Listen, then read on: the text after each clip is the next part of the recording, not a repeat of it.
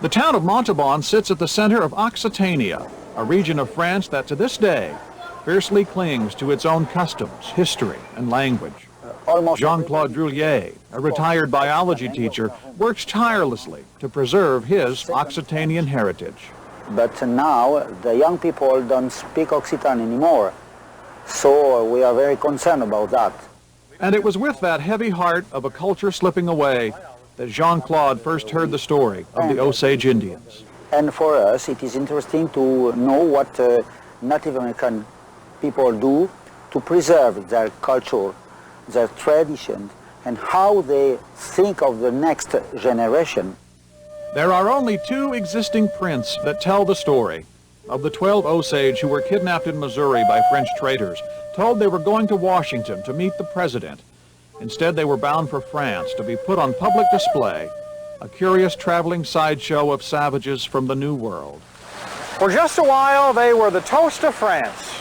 Entertained at the theater, they waved to the crowds from their hotel balconies. They were even granted an audience with the king himself.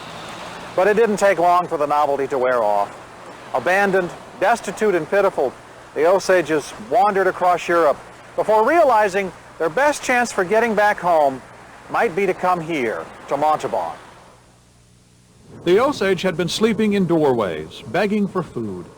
Finally making their way to the Cathedral of Montauban, they were taken in by the Catholic bishop, Louis de Bourg, who had lived with the Osage in the Louisiana Territory. The bishop asked the people of Montauban to pay for the Indians' return to the United States, and that's how the 6 surviving Osage made it home again, including Mahongo, an 18-year-old who gave birth in France. All of them eventually to be lost in the dusty cobwebs of lore. But the people of Montauban never forgot. They've dedicated a sliver of parkland to the Osage, still a moving tribute to Pawhuska newspaper editor Sherry Gann. They were here by themselves and alone and had no one and were treated in other parts very poorly. The Occitanians took them under their wing and sheltered them and gave them money, helped them to get back home. Did you think you'd feel that coming back here? You know what? I felt that, but I didn't think it would touch me so deeply.